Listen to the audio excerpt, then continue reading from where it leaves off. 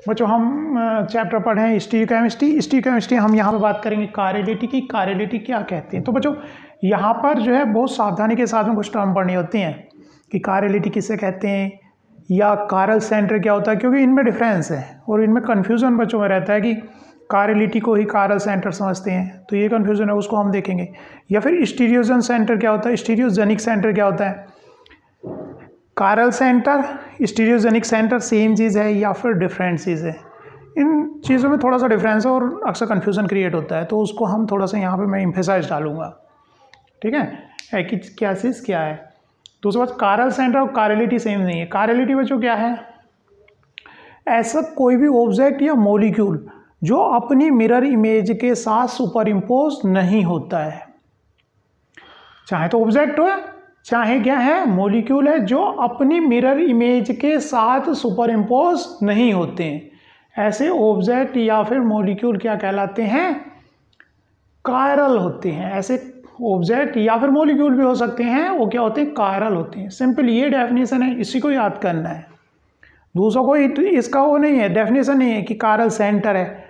जरूरी नहीं chiral centre होगा तो ऑब्जेक्ट जो है कायरल ही होगा, दोनों में काफ़ी बड़ा डिफरेंस है।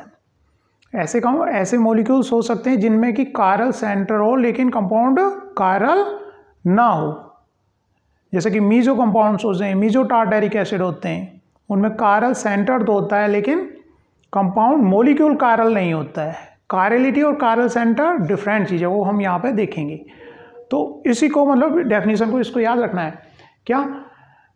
ऑब्जेक्ट और molecule which are not superimposable on its mirror image. Molecule और object which are not superimposable on their mirror image. तो बच्चों यहाँ कुछ चीज़ें समझते हैं। मिरर इमेज का मतलब क्या होता है? मिरर इमेज का मतलब होता है जब हम मिरर के सामने खड़े होते हैं, जो हमारी इमेज बनती है वही मिरर इमेज है। ऐसी मॉलिक्यूल है, कोई भी मॉलिक्यूल, जैसे मान लीजिए ये मॉलिक्यूल है, इसके सामने हमें मिरर रखा तो ये इसकी क्या बनी? इमेज बनी। जैसा हम मिरर के सामने खड़े होते हैं हमारी जो इमेज होती है, वैसे ही इसकी ये इमेज है। मतलब ऊपर की चीज़ ऊपर दिखाई देगी, जो लेफ्ट है लेफ्ट ही दिखाई देगा, जो राइट है राइट ही दिखाई देगा। तो ये मॉलिक्यूल अगर इस मॉलिक्यूल के ऊपर सुपर इम्पोजेबल नहीं है, अगर मिरर इमेज के ऊपर सुपर इम्पोजेबल नहीं है, तो क्या कहलाएगा? ये कायरल कंपाउंड कहलाएगा। सिंपल ये डेफिनेशन, इसी को याद रखना है। तो मिरर इमेज का तो मतलब यहाँ पे समझ में आ रहा होगा। जैसे कि ये कंपाउंड है बच्चों, ये कंपाउंड है, ये कंपाउंड मैंने बनाया हुआ है, तो ये कंपाउंड इसकी क्या है? मिरर इमेज है। वाइट ऊपर है तो ऊपर है, रेड जिस साइड है उस साइड, मतलब इसके सामने अगर मिरर रख दें तो इसको ये दिखाई देगा, इसकी मिरर इमेज है। लेकिन हम टर्म कह रहे हैं नॉट सुपर इम्पोजेबल। उस बात का क्या मतलब है कि घुमा फिरा करके ये मॉलिक्यूल इसके ऊपर नहीं रखा जा सकता। देखो बच्चों, मैंने वाइट के ऊपर वाइट सुपर इम्पोज करने की कोशिश की, रेड के ऊपर रेड, लेकिन यहाँ पर ये सुपर इम्पोज किसी भी तरह से नहीं होगा। डिफरेंट कलर आ गया, डिफरेंट कलर आ गया, तो किसी भी तरह हम घुमा करके देख लें नहीं रख पाएंगे हम। अगर एक को रखने की कोशिश कर रहे हैं तो दूसरा कलर डिफरेंट हो रहा है। घुमा फिरा कर किसी भी तरह, मतलब जब इसके ऊपर इम्पोज ना किया जा सके, सुपर इम्पोज ना किया जा सके उसकी मिरर इमेज के ऊपर, तो एज इट इज ना रखा जा सके, तो इसकी मिरर इमेज है। मिरर इमेज का मतलब समझ में आ गया होगा।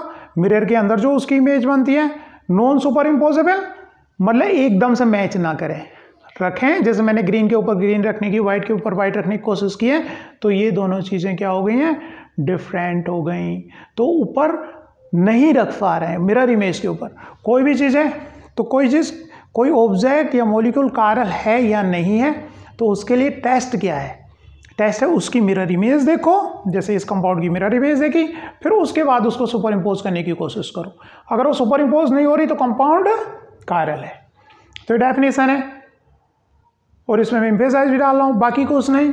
बाकी तरीके हैं इसको देखने की, कंपाउंड कायरल होगा या नहीं होगा, और डिफरेंट इसमें। कायरलिटी की एक ही डेफिनेशन कि ऐसे मॉलिक्यूल या ऑब्जेक्ट जो अपनी मिरर इमेज के ऊपर सुपर इम्पोज नहीं होते हैं, उन्हें क्या कहते हैं? कायरल कंपाउंड्स या कायरल मॉलिक्यूल कहलाते हैं। ठीक है। अब क्वेश्चन आता है कि कायरलिटी आती क्यों है? क्या क्या चीज़ें जिसकी वजह से कंपाउंड अपनी मिरर इमेज के साथ ऊपर सुपर इम्पोज नहीं कर पाता है। ऐसा मॉलिक्यूल के अंदर क्या होता है कि वो अपनी मिरर इमेज के ऊपर सुपर इम्पोज नहीं कर पाता। उसके कुछ कारण है बच्चों, कुछ एलिमेंट्स हैं, एलिमेंट्स जैसे कि एलिमेंट से कंपाउंड बनता, तो इसके कुछ एलिमेंट है जिसकी वजह से क्या आती है, कायरलिटी आती है। तो एलिमेंट क्या क्या हो सकते हैं बच्चों जिसकी वजह से कायरलिटी आती है? कायरल सेंटर हो सकता है, कायरल एक्सेस हो सकती है, या फिर कायरल प्लेन हो सकता है। तो इन जनरल यहाँ पर इस वीडियो में हम केवल कायरल सेंटर की बात करेंगे। तो फिर मैंने ये दो लिखे क्यों, ताकि कंफ्यूजन क्रिएट ना हो। कायरलिटी जो आएगी उसकी कायरल एक्सेस की वजह से कायरल प्लेन भी हो सकता है। ऐसा ये नहीं कि कायरल सेंटर होगा तभी कायरलिटी कंपाउंड के अंदर आएगी। तो ये दो रीजन है जो हम इस चैप्टर में लास्ट में भी पढ़ेंगे कि कायरल एक्सेस की वजह से और कायरल प्लेन की वजह से भी कंपाउंड के अंदर कायरलिटी आ सकती है। तो बच्चों कायरल सेंटर किसे बोलते हैं? बच्चों ऐसा सेंटर इन जनरल हम कह दें कार्बन जिसके चारों तरफ 4 डिफरेंट ग्रुप लगे हों। कार्बन जिसके चारों तरफ क्या हो, 4 डिफरेंट ग्रुप लगे हों, तो उसे क्या बोलते हैं बच्चों? कायरल सेंटर बोलते हैं। अगर ऐसा कायरल सेंटर है, एक ही कायरल सेंटर है, तो कंपाउंड क्या होगा, उसमें कायरलिटी आएगी। लेकिन एक से ज़्यादा जब 2 हो जाए या 3 कायरल कार्बन हो जाए, तो उसमें फिर देखना पड़ेगा कंपाउंड कायरल हो भी सकता है, नहीं भी हो सकता, क्योंकि मीजो कंपाउंड्स होते हैं वो कायरल नहीं होते भले ही उनमें कायरल सेंटर हो। तो कायरल सेंटर एक रीज़न है जिसकी वजह से कंपाउंड में कायरलिटी आती है। तो कहने का मतलब एकदम डिफरेंट चीज़ हो गई, कायरलिटी और कायरल सेंटर। कायरल सेंटर की वजह से कायरलिटी आती है, और कायरलिटी आने के लिए कायरल सेंटर ही जिम्मेदार नहीं है, अदर 2 रीजन्स भी हैं। कायरल एक्सेस भी हो सकती है या फिर कायरल प्लेन भी हो सकता है, जिनको हम बाद में स्टडी करेंगे। लेकिन ये भी एक रीज़न है, कायरल सेंटर है ना। ज़्यादातर इस चैप्टर में हम इसी की बात करेंगे, कायरल सेंटर की बात करेंगे। तो कायरल सेंटर क्या हो गया बच्चों? Having 4 different group around the carbon. 4 different group अगर कार्बन के चारों तरफ लगे हों, सेम कार्बन, अभी एग्जाम्पल लेके बताऊंगा, सेम ना हो, तो कंपाउंड के अंदर क्या है, वो जो सेंटर है, ये कार्बन क्या हो गया, कायरल सेंटर है। दूसरा बच्चों स्टीरियोजेनिक सेंटर किसे कह रहे हैं, या स्टीरियो सेंटर किसे कह रहे हैं? क्या कायरल सेंटर और स्टीरियोजेनिक सेंटर सेम चीज़ है या फिर डिफरेंट चीज़ है? तो बच्चों स्टीरियोजेनिक सेंटर थोड़ी ब्रॉड टर्म है, जैसे कि हम कहें इंडिया और यूपी। तो बच्चों इंडिया यूपी नहीं है ना, इंडिया के अंदर यूपी आता है, लेकिन इंडिया के अंदर दूसरी चीज़ें भी हो सकती हैं। ऐसे ही स्टीरियोजेनिक सेंटर जो है, एक तरह से इंडिया मान लो, ये यूपी मान लो। स्टीरियोजेनिक सेंटर में जो कायरल सेंटर्स हैं वो स्टीरियोजेनिक सेंटर है, लेकिन चीज़ें बच जाती हैं, ये ब्रॉड टर्म है स्टीरियोजेनिक सेंटर जो हम देखेंगे। तो बच्चे स्टीरियोजेनिक सेंटर की डेफिनेशन क्या है? इंटरचेंजिंग 2 एटम और group result in new stereo isomer. Stereogenic centre के चारों तरफ अगर 2 एटम चेंज कर दें, अभी देखते हैं हम इसको एग्जाम्पल से, अगर 2 एटम चेंज कर दें तो हमें नया स्टीरियो आइसोमर मिलता है। कायरलिटी क्या है? कार्बन के चारों तरफ 4 डिफरेंट ग्रुप हो। स्टीरियोजेनिक सेंटर की डेफिनेशन क्या है? अगर 2 एटम चेंज कर दे तो न्यू स्टीरियो आइसोमर हमें वहां पर मिलता है। तो ये डेफिनेशन किसकी? स्टीरियोजेनिक। तो डिफरेंस किस तरह से हुआ इनको हम देखते हैं नेक्स्ट एग्जाम्पल में। ठीक बच्चों, वहां पे तो जाएंगे, कुछ और टर्म याद रखनी है जिनकी हम दूसरे कि इनएंशियोमर। तो बच्चों ये दोनों शकल सूरत में एक जैसे हो गए, जो मिरर इमेज हैं एक दूसरे लेकिन सेम कंपाउंड तो है नहीं, क्योंकि एक दूसरे के ऊपर रखे नहीं जा रहे हैं, सुपर इम्पोजेबल नहीं हो रहे हैं। तो ये एक तरह से जुड़वा भाई हो गए दोनों, जिनमें ग्रुप तो सेम लगे हुए हैं, क्योंकि स्टीरियो आइसोमर है, शकल सूरत एकदम है, देखने में कन्फ्यूजन हो सकता है जैसे 2 जुड़वा भाई हों, लेकिन ये डिफरेंट कंपाउंड है। डिफरेंट कहाँ से पता चला है? सुपर इम्पोज करने से, क्योंकि सुपर इम्पोज नहीं कर पा रहे, इसका मतलब डिफरेंट चीज़ है। तो इनकी जो रिश्तेदारी है, जैसे भाई की रिश्ते, जुड़वा भाई जो टर्म बोल रहे हैं, तो आपस में ये रिलेशन क्या कहलाता है? ये कहलाता है इनएंशियोमेरिज्म या इनएंशियोमर्स। इनके पीछे जो रिश्तेदारी है, जो रिलेशन है, वो क्या है? क्या टर्म कहलाते हैं? इनएंशियोमर्स। कैसा स्टीरियो आइसोमर है ये? इसका इनएंशियोमर है। मतलब जैसा कि हम कहते हैं दोनों शकल सूरत एक सी हैं, तो जुड़वा भाई बोलते हैं, यहाँ पर वो रिश्तेदारी और रिलेशन क्या कहलाता है? इनएंशियोमर। इनएंशियोमर क्या कहलाती है? कोई भी कायरल कंपाउंड्स, उसकी जो मिरर इमेज होती है, वो क्या कहलाती है? इनएंशियोमर कहलाती है। है ना। कोई भी कंपाउंड, कैसा कंपाउंड जो कि कायरल है, उसकी जो मिरर इमेज होगी वो क्या कहलाती है, इनैंसियोमर कहलाती है। जैसे कि हम जुड़वा भाई कह देते हैं, तो ये क्या है, इसका इनैंसियोमर है। इनैंसियोमर की डेफिनेशन क्या हो गई, मतलब जो non super imposable mirror image होती है। कैसी इमेज, किसी कंपाउंड की non super imposable mirror image होती है, वो क्या होती है, उसका इनैंसियोमर होती है। तो ये टर्म क्लियर है। इनैंसियोमर क्या है, जो इसकी मिरर इमेज होगी, कैसी mirror image, non super imposable mirror image. एक चीज यहां पर लिखी है ऑप्टिकली एक्टिव, हमने इससे पहले वीडियो किया ऑप्टिकली एक्टिव की।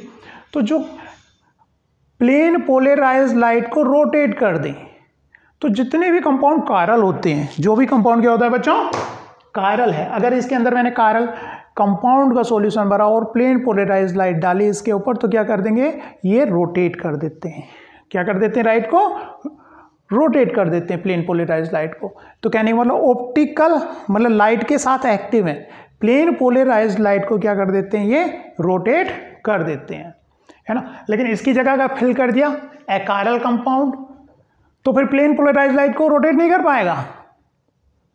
तो कायरलिटी की एक ये प्रॉपर्टी है कि लाइट के साथ कैसा बिहेव करते हो, लाइट के साथ एक्टिव होते हैं, प्लेन पोलराइज्ड लाइट को क्या कर देते हो, रोटेट कर देते हैं। तो जो कायरल कंपाउंड्स होते हैं वो क्या होते हैं, ऑप्टिकली एक्टिव होते हैं, और जो अकायरल कंपाउंड्स होते हैं वो ऑप्टिकली इनएक्टिव कंपाउंड्स होते हैं। तो बच्चों अकायरल कौन से कंपाउंड्स होंगे, जो कि कायरल नहीं होंगे। तो अकायरल कंपाउंड्स कौन से होंगे, जो अपनी मिरर इमेज के साथ सुपर इम्पोज कर जाएं। ऐसे कंपाउंड्स जो अपनी मिरर इमेज के ऊपर हूबहू रखे जाएं तो उन्हें अकायरल बोलेंगे, है ना। तो कायरल अगर समझ में आता है तो अकायरल एकदम समझ में आता है। और ऑप्टिकली एक्टिव कंपाउंड केवल कायरल कंपाउंड ही के अंदर ये विशेषता होती है कि वो प्लेन पोलराइज्ड लाइट को रोटेट कर देते हैं, ठीक है। और कायरलिटी आने के लिए कौन कौन से एलिमेंट्स हैं, या तो उन कंपाउंड में कायरल सेंटर हो, या कायरल एक्सिस हो, या फिर कायरल प्लेन हो। कायरल सेंटर किसे कह रहे हैं, having 4 different group around the carbon, carbon के चारों तरफ 4 डिफरेंट ग्रुप लगे हों। तो हम यहाँ पे देखने वाले थे कि स्टीरियोजेनिक सेंटर किसे कहते हैं, क्या डिफरेंस है कायरल सेंटर और स्टीरियोजेनिक सेंटर में। तो बच्चों एक एग्जांपल देखते हैं स्टीरियोजेनिक सेंटर और कायरल सेंटर का, इसको हटा देते हैं। तो बच्चों यहाँ पर डेफिनेशन आपको क्या याद रखनी है, कायरलिटी बच्चों किसे कहते हैं, कायरल कंपाउंड होते हैं जो अपनी मिरर इमेज के साथ सुपर इम्पोज ना हो। इनैंसियोमर्स के किसे कहते हैं बच्चों, इनैंसियोमर्स जो non super imposable mirror image होती है कंपाउंड की, वो उसका क्या होती है, इनैंसियोमर होती है। और रिश्तेदार ये रिलेशन है जिससे कि जुड़वा भाई हो, जुड़वा भाई भाई एक रिलेशनशिप है ना। ऐसे दोनों जो मिरर इमेज हैं एक दूसरे की, वो कैसी mirror image, non super imposable mirror image. Non super imposable मतलब जो कि एक दूसरे के ऊपर ना रखी जा सके। तो हम बच्चों यहाँ पर डिफरेंस देखने वाले हैं कि स्टीरियोजेनिक और कायरल कार्बन में क्या डिफरेंस है। तो एक कंपाउंड ले लिया बच्चों मैंने कायरल, देखो यहाँ पे ये कंपाउंड कायरल ले लिया, HOH, यहाँ मैंने जो है Cl लगा दिया या CH3। तो बच्चों अगर मैंने 2 एटम चेंज किए, ये Cl की जगह और ये OH की जगह ले आया मैं, तो बच्चों ये Cl ले आया, ये OH ले आया, ये H और ये CH3। दूसरा बच्चों यह कंपाउंड ये लिया मैंने, ये H CH3 CH3 और H।